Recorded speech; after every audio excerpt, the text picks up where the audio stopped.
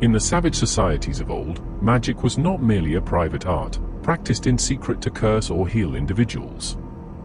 There was a darker, grander form, public magic, woven for the good of the tribe, its rituals a shield against famine, storm, or foe. The magician who wielded this power was no mere conjurer but a figure of awe, his chants and charms believed to hold the tribe's fate in their cadence. In this world, where every drought or failed hunt was a whisper of divine displeasure, the public magician stood as a guardian, his rites a bulwark against chaos. His influence was vast, his presence a beacon in the shadows, and from this power, he could rise to become a chief or king, his staff of sorcery transformed into a scepter of rule. Picture a tribal village under a blood-red sky, its people gathered around a fire that flickered like the eyes of restless spirits. At its center stood the magician, his face painted with ash, his voice a low chant that seemed to pull the stars from their courses. He cast spells to summon rain, his hand scattering sacred dust to mimic falling drops, or offered blood to ensure a bountiful hunt, believing the life force would draw game to the tribe's spears. These were not mere performances but acts of faith, rooted in the primal logic of sympathetic magic, homoeopathic, where like summoned like, and contagious, where severed parts held power over their owner. The tribe watched, breathless, believing his magic sustained their world, their crops, their very lives. To them, he was no ordinary man but a conduit to the unseen, a figure who could sway the gods or bend nature's will. Yet this power was a double-edged blade. The public magician's role elevated him above his kin, granting him influence that rivaled the elders' council. In savage societies, where tradition was a chain forged by the spirits of the dead, the community was often ruled by an oligarchy of old men, their wisdom steeped in the past, their decisions bound by custom. But the magician, with his claim to command the supernatural, could shift this balance. His rites, performed for the common good, drew the tribe's hopes and fears to him, making him a figure of reverence and dread. The ablest among them, those with keen minds and unyielding ambition, saw in this role a path to supremacy. The profession of magic was a crucible, attracting the tribe's sharpest intellects, for it promised honor, wealth, and power beyond any other calling. To the cunning, it was a game of shadows, a chance to exploit the credulity of their kin, to play upon their superstitions for personal gain. Not every magician was a charlatan. Many believed sincerely in their powers, their hearts pounding with conviction as they chanted over sacred stones or spilled blood on sacred ground. They saw themselves as vessels of divine will, their rituals a bridge between the mortal and the eternal. But the wiser ones, those with eyes sharp enough to pierce the veil of their own art, knew the truth: magic was a lie, a false science built on mistaken associations. The rain did not fall because of their chants, the hunt succeeded through skill, not spells. Yet this knowledge was a dangerous gift. The honest magician, blind to his own fallacies, expected his charms to work, his incantations to yield results. When they failed, as they always did, in truth, and sometimes disastrously, he stood exposed, his failure a betrayal of the tribe's trust. Without a quick excuse, he might face the wrath of his people, their spears or stones ending his career in a burst of blood and fury. The cunning magician, however, was a different breed. He saw through the illusions, his mind a blade honed by skepticism. He knew the rituals were hollow, yet he played the part, weaving excuses for every failure, his tongue as deft as his hands. Where the honest wizard faltered, the knave thrived, his wit steering him through the pitfalls of his profession. Every claim of magic was false, every promise a deception, whether conscious or not. The honest fool, believing his own lies, was in greater peril, for his faith left him defenseless when the crops withered or the rains did not come. The deliberate impostor, with his cool head and sharp wit, was more likely to survive, his lies a shield against the tribe's disappointment. And it was these men, those of keenest intelligence and most unscrupulous character, who rose to the top, their cunning elevating them to positions of supreme power. In this primal world, the rise of the magician was a revolution cloaked in shadow. The savage society, bound by the iron grip of tradition, was a stagnant pool, its surface a dead level where the weakest set the standard, dragging down the able to a false equality. The elders, slaves to the past, ruled with timid, divided councils, their decisions echoing the voices of dead ancestors who haunted their steps. The savage was not free, as dreamers later claimed, but a prisoner of custom, his every act dictated by the spirits of his forefathers. Into this world, the magician brought a spark of change. By claiming power over the supernatural, he shifted the balance from the many to the one, from the council of elders to a single, resolute mind. His rise was the seed of monarchy, a transformation that broke the chains of tradition and set the tribe on a path toward progress. This was no small feat. The savage, hidebound by custom, was the least free of men, his life cast in the mold of hereditary ritual from cradle to grave. The ablest were dragged down by the dullest, their potential stifled by a society that prized conformity over talent. Yet the magician, with his claim to command the unseen, offered a way out. His rituals, though false, gave him authority, and the cleverest among them used this power to enact changes that generations of elders could not. A single strong mind, unburdened by the past, could reshape the tribe in a lifetime, where tradition might have held it stagnant for centuries. Even the whims of a tyrant, born from the magician's rise, could shatter the old ways, opening paths to progress that the timid councils could never tread. Imagine a magician king, his eyes glinting with ambition, standing before his tribe as storm clouds gathered. His voice, laced with authority, promised rain, his hand scattering sacred ash in a ritual that held the people spellbound. Whether he believed his own words or not, his power was real, his influence a tide that lifted the tribe from its stagnant past. He might demand sacrifices, blood, offerings, or obedience, claiming they ensured the gods' favor. His rituals were a lie, yet they gave him dominion, his cunning a ladder to the throne. As chief or king, he could wield this power for good or ill, his sagacity shaping the tribe's fate. A wise ruler, once his ambition was sated, might turn his talents to the public good, his reign a beacon of progress. A fool, clinging to his false beliefs, might lead his people to ruin, his failures a weight too heavy for his throne. This rise to power was not without peril.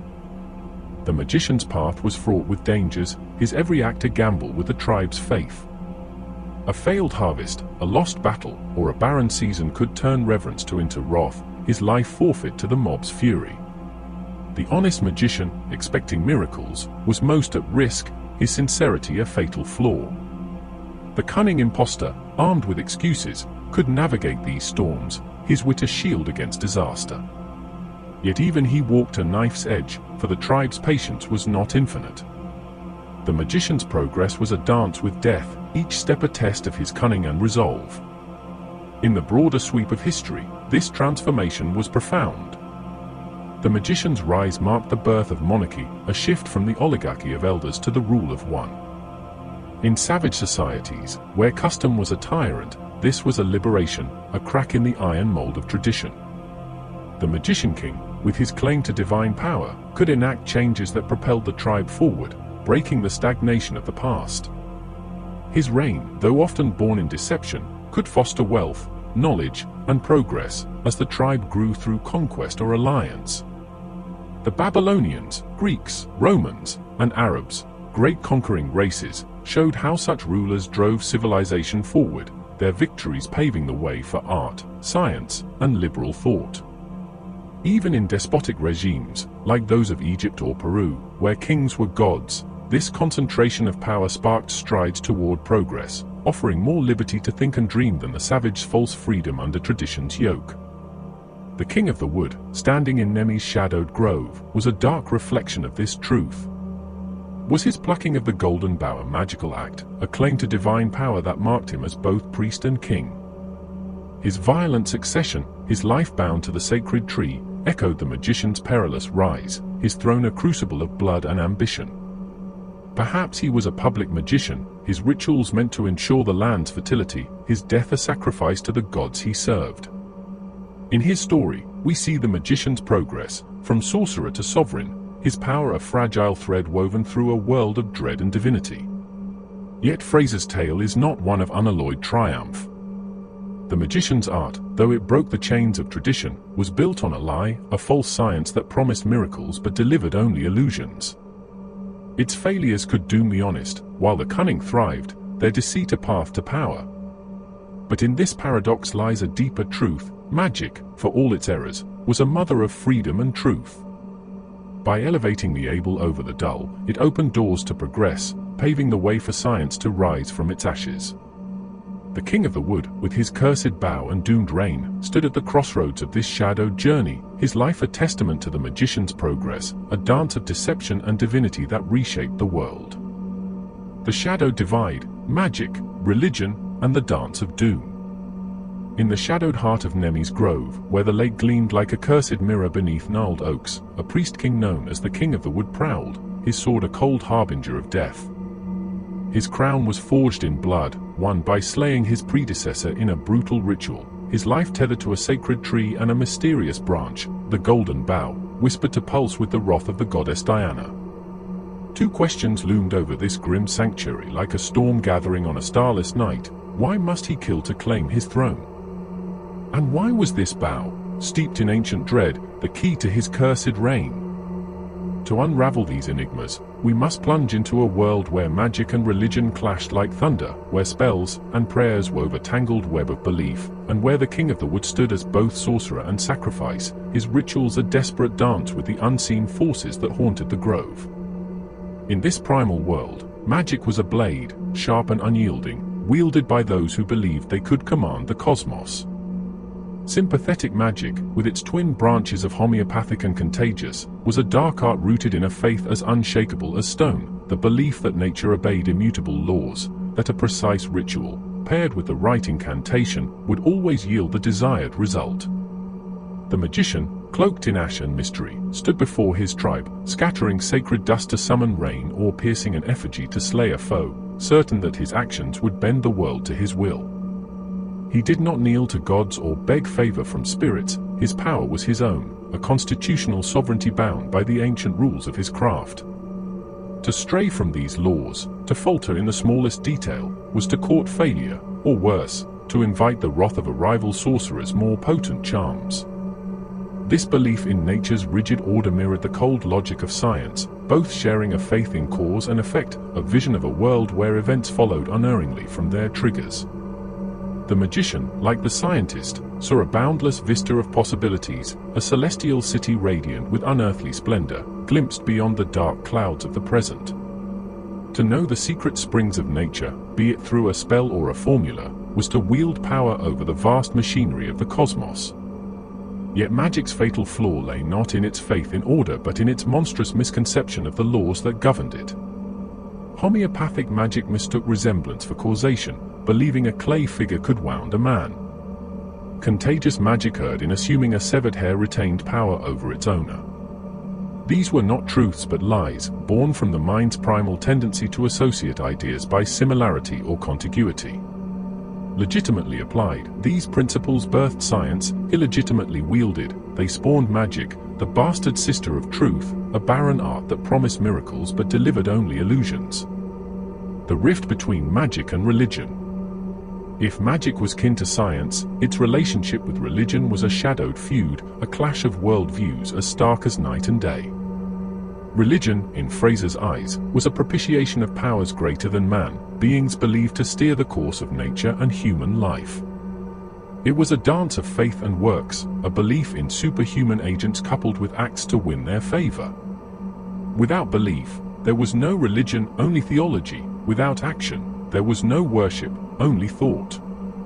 Yet these actions need not be rituals of blood or incense. A deity who prized mercy and purity might be pleased by acts of charity, not sacrifices. The Hebrew prophets, with their vision of a just and holy God, preached this truth, as did the early Christians, whose faith conquered empires through a call to emulate divine goodness. Micah's words echoed through the ages, "What doth the Lord require of thee, but to do justly, and to love mercy, and to walk humbly with thy God?" Yet religion's heart was a belief in a mutable nature, a world where conscious, personal agents, gods or spirits, could be swayed by prayer or sacrifice to alter the course of events.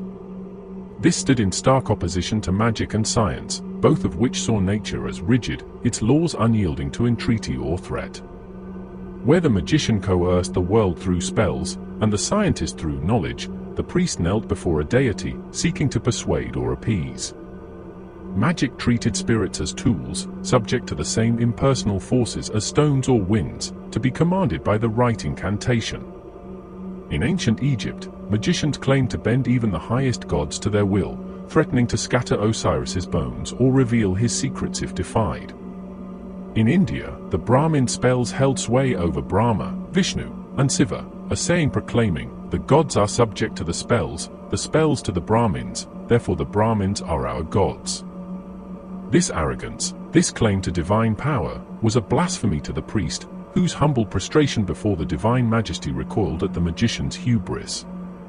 This clash was not merely philosophical but visceral, a feud that stained history with blood. The priest, seeing himself as the true intercessor between man and God, viewed the magician as a rival, a usurper whose claims threatened his authority and purse. The magician's haughty self-sufficiency, his assertion of mastery over nature, was an affront to the priests or of the divine. Yet beneath this hostility lay a deeper truth. In the dawn of human thought, magic and religion were not foes but kin, their boundaries blurred in a primal fog of belief. The fusion of magic and religion. In the earliest ages, the sorcerer and the priest were one, their roles entwined in a dance of spells and prayers. In Melanesia, this fusion was vivid, embodied in the concept of mana, an invisible power that coursed through spirits, men, and objects, a force wielded by wizards to control rain, heal sickness, or curse foes. Dr. Codrington described it as the lifeblood of Melanesian belief, the foundation of both religion and magic. Every village had its weathermonger, its healer, its diviner, each tapping mana to bend nature's will. A man might pray to a ghost for favor, then chant a spell to ensure a catch, blending supplication with coercion in a single breath. There was no order of priests or magicians, only men of influence who passed their secrets from father to son, their rites a seamless weave of sacrifice and sorcery. In ancient India, this confusion was no less profound. The Vedic rituals, described in the Brahmans, were saturated with magic, their sacrifices models of primal sorcery. The Samavadana Brahma was a handbook of incantations, its spells as potent as prayers. Marriage, initiation, and kingly anointments were steeped in magical rites, their forms ancient as the earth itself. The Brahmin, whose very name may derive from Brahmin, a magical spell, was a sorcerer before he was a priest, his chants wielding power over gods and men. In Egypt, magic was the bedrock of religion, its rites a means to seize the god's favor. The faithful believed they could lay hands on the deity, compelling divine action through revealed spells and sacrifices. Wooden puppets served the dead in the afterlife, their presence a magical act, while gods themselves wore amulets and cast spells to protect or dominate. To the Egyptian, there was no divide between faith and sorcery, both were truths, standing side by side in a world where contradictions were embraced. Even in modern Europe, among the ignorant peasantry, this ancient fusion lingered. In France, priests were believed to hold secret powers over the elements, their prayers halting storms or quenching fires. The Mass of the Holy Spirit, a ritual of miraculous efficacy, was thought to force God's hand, its petitions irresistible, though priests sought absolution for its use. In Provence, a priest's ability to exorcise clouds was a test of his powder, his success earning the flock's reverence, his failure straining relations with rivals. Dark Eastern European peasants believed in the Mass of Saint Sicaire, a gruesome rite performed in ruined churches, its black host and cursed well water meant to wither a man to death. These practices, blending prayer with sorcery, echoed the ancient belief that rituals could command the divine, a shadow of the magician's art persisting in the modern age. The Age of Magic, a Primal Dawn.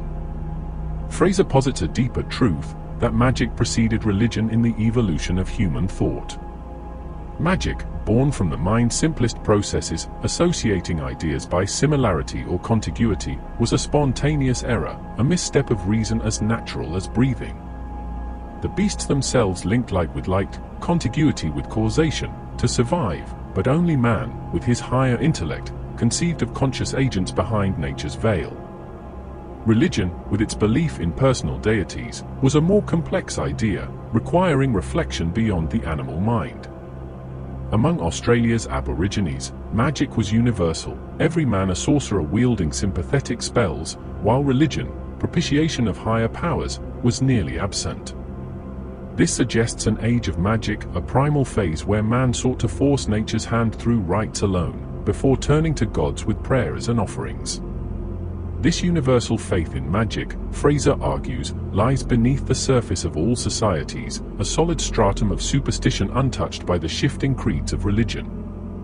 From Greenland to Tierra del Fuego, from ancient Egypt to modern Scotland, the belief in magic's efficacy remains constant, a dark undercurrent that the advance of civilization has not erased. In the 19th century, scholars plumbed this mental stratum, finding it identical across the globe, a belief in spells and charms as potent today as in the distant past. In Scotland, a pin-stuck effigy aimed to kill a laird. In Ireland, a woman was roasted as a witch. In Russia, a girl's body was rendered into candles for thieves' dark work. This latent savagery, Frazer warns, is a menace to civilization, a thin crust over subterranean forces that could rend society asunder. The fall of magic and the rise of religion. What drove man from this age of magic to the age of religion? Frazer suggests a slow awakening to magic's barrenness, a recognition by the shrewder minds that spells did not bring rain, that effigies did not slay foes. This was a confession of human weakness, a shattering of the illusion that man could command nature's course. The rain fell, the sun rose, the seasons turned, not by man's hand but by forces beyond his grasp. Cast adrift on a sea of doubt, man sought new moorings, imagining mighty beings who directed the world's pageantry. These gods, unseen yet powerful, became the new focus of his pleas, their favor sought through sacrifice and prayer. The transition was gradual, a reluctant retreat from a kingdom of control to a prison of submission, each step a sigh of surrender to the divine. In this shift, some gods were born as deified magicians, their powers rooted in spells. Isis, master of incantations, wielded sorcery to protect and dominate. Marduk, Babylon's god, was the magician of the gods, his word compelling nature itself. Odin, in Norse tales, gained mastery through runes, his spells halting arrows and calming seas. These gods mark the transition, their magical origins a bridge between the sorcerer's hubris and the priest's humility. Yet the fallacy of magic was not easily seen. Its rites often seemed to work, rain followed chance, spring bloomed after rituals, blinding the savage to their futility.